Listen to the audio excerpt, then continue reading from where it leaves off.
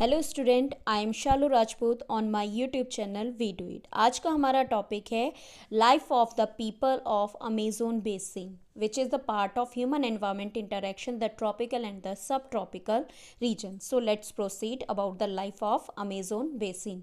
हमने अपने previous video में अमेजोन बेसिन की फ्लोरा एंड फोना के बारे में डिस्कस किया था कि वहाँ पर ट्रॉपिकल रेन फॉरेस्ट टाइप की वेजिटेशन वहाँ पर देखने को मिलती है। एंड नेक्स्ट वन, तरह तरह की जो वाइल्ड लाइफ है वो वहाँ पे आप एक्सपीरियंस करते हैं या कह लीजिए वो आपको देखने को मिलती है, जिसकी वजह से ये जो रीजन है काफ़ी रिच है अपनी फ्लोरा एंड फोना दोनों के लिए।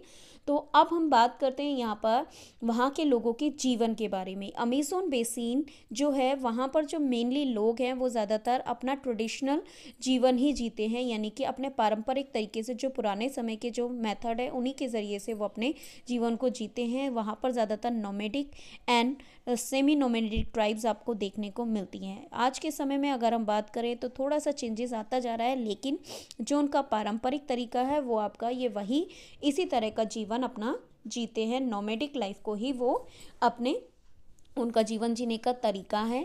मेनली ऑक्यूपेशन में वो अपने जीवन को सर्वाइव किस तरीके से करते हैं, वो ज़्यादातर शिफ्टिंग कल्टीवेशन को प्रैक्टिस करते हैं। शिफ्टिंग कल्टीवेशन क्या है? शिफ्टिंग कल्टीवेशन जिसके अंतर्गत जो लोग हैं वो क्या करते हैं, ट्रॉपिकल रेन फॉरेस्ट वेजिटेशन में रिच होने के कारण जो ये क्या करते हैं, ज़मीन के कुछ टुकड़े को क्लियर कर देते हैं, कटिंग करके वहाँ के एरिया के पेड़ों को काट कर कुछ एक ज़मीन के एरिया को सिलेक्ट किया, वहाँ के पेड़ों को काटा, फिर उन्हें जलाया और जलाने के बाद जो उसकी राख हुई उसी के अंदर उन्होंने सीड्स को थ्रो कर दिया। एंड देन ये काम वहाँ पे ऑलमोस्टली वेट क्लाइमेट होता है, इसलिए वहाँ पर इस तरह की कल्टीवेशन इजीली हो जाती है।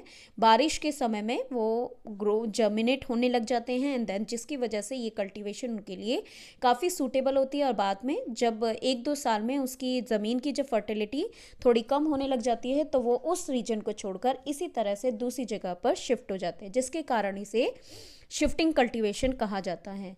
मेनली वो ज़्यादातर शिफ्टिंग कल्टीवेशन को प्रैक्टिस करते हैं और इसके अलावा कुछ लोग हंटिंग करने का भी काम करते हैं और विमेन का काम होता है उनकी फसलों की देखभाल करना।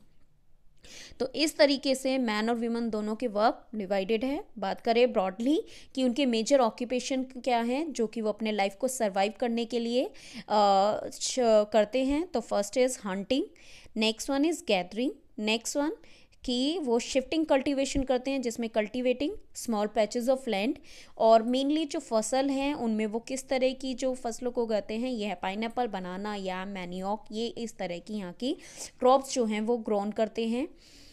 अब ज़्यादातर जितने भी ग्रुप्स हैं, नोमेडिक हो या सेमी नोमेडिक ग्रुप्स हो, वो ज़्यादातर अपना जो जीवन है वो हंटिंग गैदरिंग इन्हीं सब पे डिपेंड करते हैं और वो गाँव में ही अपने ट्राइबल एरिया में ही अपना रहते हैं। उनके जो घर होते हैं वो ज़्यादातर क्या होते हैं, लकड़ी के बने होते हैं और कुछ या तो लकड़ी के या घास फूस के, या फिर आप यहाँ पे कुछ थेस्ट हाउस बनाते हैं जिसकी शेप मधुमक्खी के छत्ते की तरह होती है, और कुछ इस तरह का ये अपार्टमेंट लाइक हाउस बनाते हैं जिसे वो मेलोका कहते हैं। इस तरह के घर वहाँ पर अमेजोन बेसिन में देखने को मिलते हैं, या तो वो बीहाइव यानी कि इस तरह के थेस्ट हाउस जैसे कि वो झोपड़ी होती हैं कुछ इस तरह के देखने को मिलती हैं, और कुछ इस तरह के यहाँ पे मेलोका टाइप के अमेजोन हाउस यहाँ पे ऑलमोस्टली देखने को मिलती हैं। अब आज के समय में इन लोगों का जीवन जो है वो अब जैसे जैसे टाइम चेंज होता जा रहा है, इनके लोगों का जीवन जीने का तरीका भी चेंज होता जा रहा है, जिसके कारण अमेजोन रीजन में डिफॉरेस्टेशन काफ़ी एक्सपीरियंस हो रहा है, जिसकी वजह से पेड़ों की कटाई काफ़ी हो रही है। अब वो कारण क्या है जिसकी वजह से अमेजोन रेन फॉरेस्ट का जो रीजन है वो कट आउट होता जा रहा है। जैसा कि यहाँ पे आपको ये पाई ग्राफ दिख रहा है, इसके अंतर्गत रीजन्स जो हैं वो कुछ इस तरह से रिसेंबल किए गए हैं कि मेनली सब्सिस्टेंस एग्रीकल्चर या कल्टीवेशन के कारण 33% जो है यहाँ पर काफ़ी डिफॉरेस्टेशन होता है। Next one mining, urbanisation, road construction, जिसके कारण ये एक और कारण है यहाँ के अमेजोन बेसिन के डिफॉरेस्टेशन का। इसके अलावा लीगल और इलीगल वर्क दोनों ही तरह के काम के लिए 3% रीजन जो है वो रिस्पॉन्सिबल है। नेक्स्ट वन, कमर्शियल एग्रीकल्चर को बढ़ावा देने के कारण जो है यहाँ पर काफ़ी बड़ी स्केल पर क्या हो रहा है, डिफॉरेस्टेशन हो रहा है। नेक्स्ट वन जो है, बाकी का जो 60% जो भूमि है वो कैटल रेंचेस यानी फार्म हाउस के तौर पर इस्तेमाल की जाती है, जो एक तरह से डिफॉरेस्टेशन का एक कॉज हो सकता है। किस तरीके से? क्योंकि ये जो है सॉइल इरेशन को बढ़ावा देता है।